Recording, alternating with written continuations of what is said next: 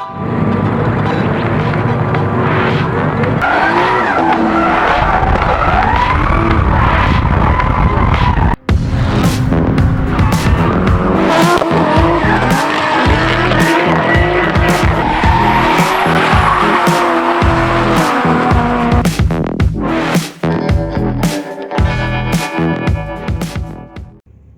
it going, everyone? Welcome back to another video. So today, first off anyway, I was going to do a bit of a run over the car, check things over after the last round of drifting, especially since I made a couple of changes. Well, I made the changes earlier with the 8 kilo springs, but it was a wet day, so it was my first day driving in the dry with the 8 kilo springs, and I also played with the damper adjustment a little bit.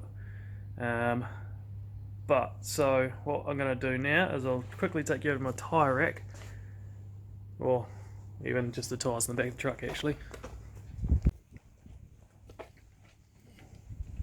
So you can see they're all pretty consistently only using, 3/4 of the tyre now. So softer spring, squatting more, great, starting to get more grip, but at the same time, when it's squatting down, she's cambering. So it didn't used to be like that. So with the harder springs, I'll see if I've got some dead tyres out the back of the house.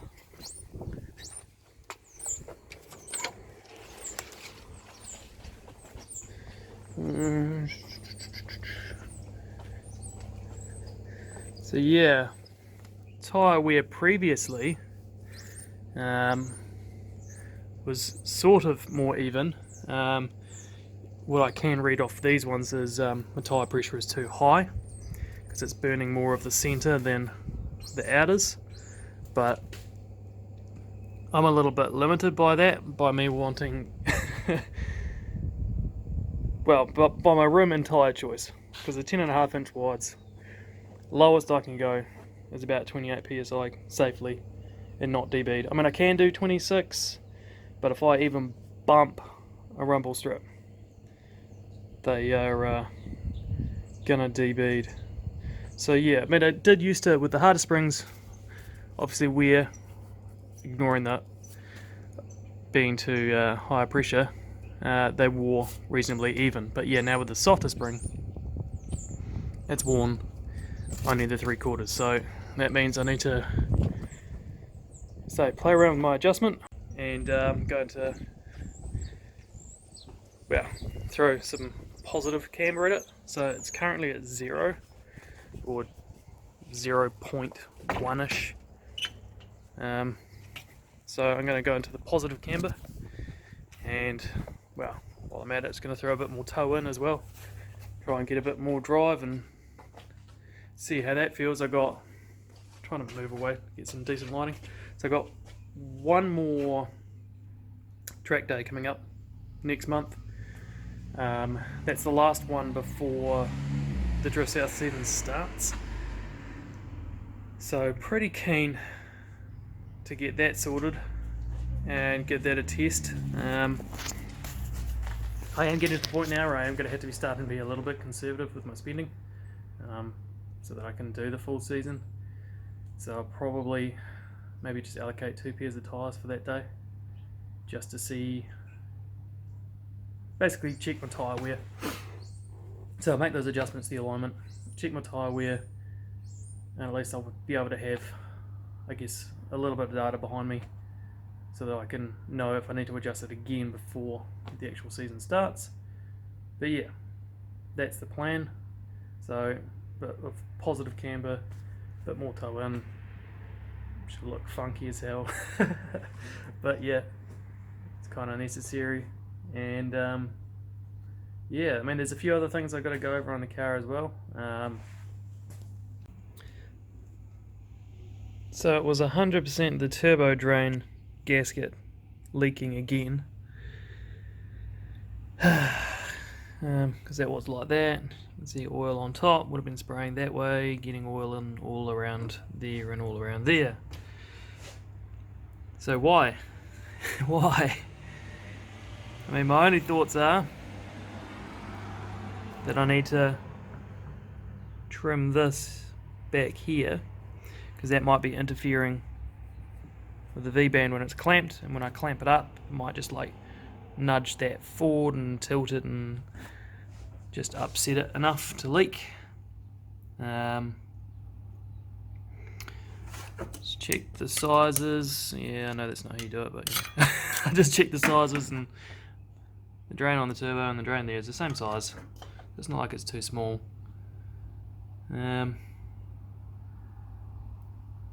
Or maybe it's not tall enough. I mean, it's got a flexi hose. It should be able to pull up when I tighten the bolts, so it shouldn't really be a problem. Just wondering whether it was like not seating right because it didn't have enough height, but yeah, that's got enough movement to ignore that. So really it's got to be either I'm an absolute unit and I can't install a gasket. I am gasket fucker, I guess. Or that's interfering. Oh, I'm back and a bit of an update on the A70, because I've been a bit lost in my videos at the moment because I'm doing a few. Got the wide body Mark IV build, manual conversion on the Mark IV, and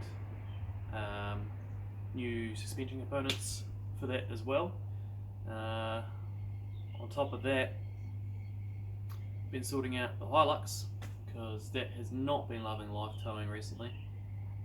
Well, since I've had it, to be honest. It's either just getting worse or I'm just finally had enough. So it had 1 kz, so you know, heads.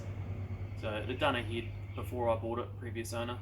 So that got replaced, but I don't think he did anything with the cooling system. So that has probably just been like a super blocked radiator the whole time.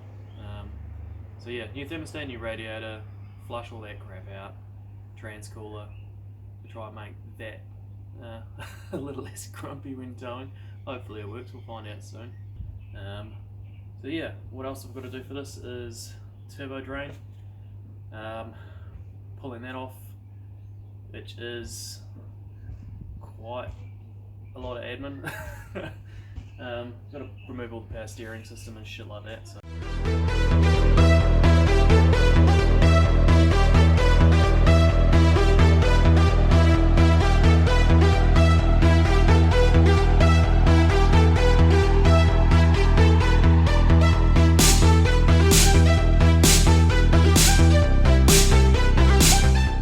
I'll show you what I've been struggling with. So power steering normally sits there because it's 7M, not JZ, and that is turbo drain bolt. So ended up managing to be able to, where have I put it, take the breaker off the block, which should give me room to remove that, and then I can take that away and get a new one made. So I'm hoping I got the leaks all squared away now. At least the one I was trying to fix. I always seem to find more.